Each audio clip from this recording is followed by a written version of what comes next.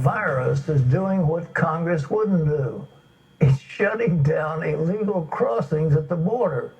But once this crisis ends, the surge of people coming from Central America will pick up again. Here's CBN's Chuck Holton from one Guatemalan village that's turned into a ghost town. Another migrant caravan from Honduras, this time turned back at Mexico's southern border by Mexican authorities under pressure from the Trump administration to curb illegal immigration. And these migrants will admit they're coming for economic reasons. But wanting a better job isn't a valid reason to claim asylum. So many of these migrants will do whatever they must to get to the U.S. border. Todd Bensman is a senior fellow at the Center for Immigration Studies, specializing on issues surrounding the U.S. southern border. What all of us know from the media repeatedly, especially over the last couple of years, is that the reason that Guatemalans and other Central Americans are leaving their homes and going to the United States is because they're under dire threat from gangs and criminal elements and violence and government persecution and those sorts of things. And so, we must feel sympathy for them because, they have to live. I joined Todd recently in Central America to gauge the impact of irregular migration. Many Guatemalans heading toward the U.S. come from the Central Highlands, a fertile and peaceful region. In 2018, more than 115,000 Guatemalans made the perilous journey north. The town of Yalambohoj is typical for this region.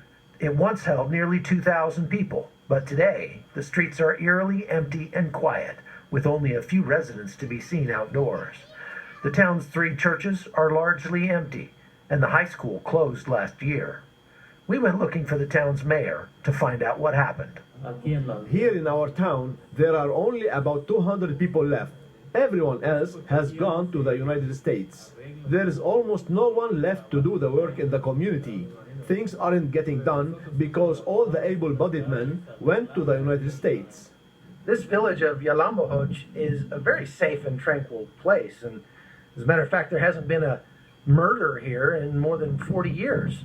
And so if you pay no taxes here, their bills are very low. It's a safe, tranquil, peaceful place, good place to raise kids. Why would so many people want to leave? The people who die here die of old age in bed. So you can't argue that people are fleeing this place.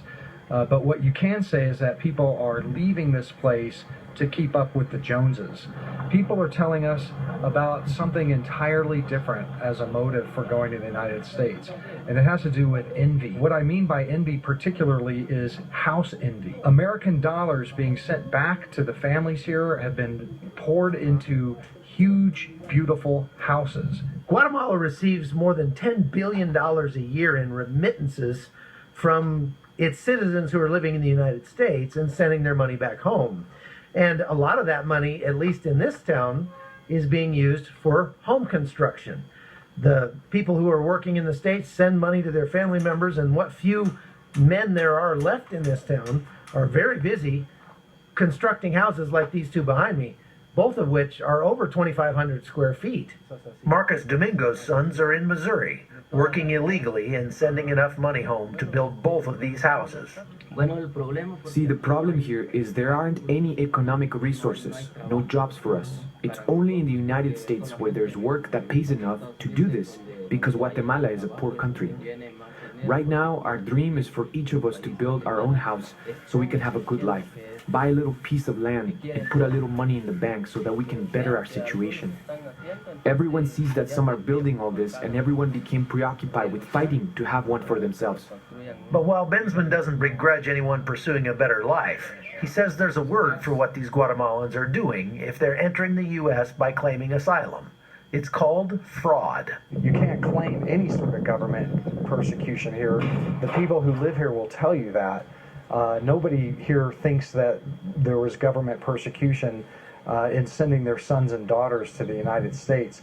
So that, in a sense, is fraud if that's what they're telling American Border Patrol at the border. Most of them are saying that, though. They're being coached to say that, and that's pretty much how they get in.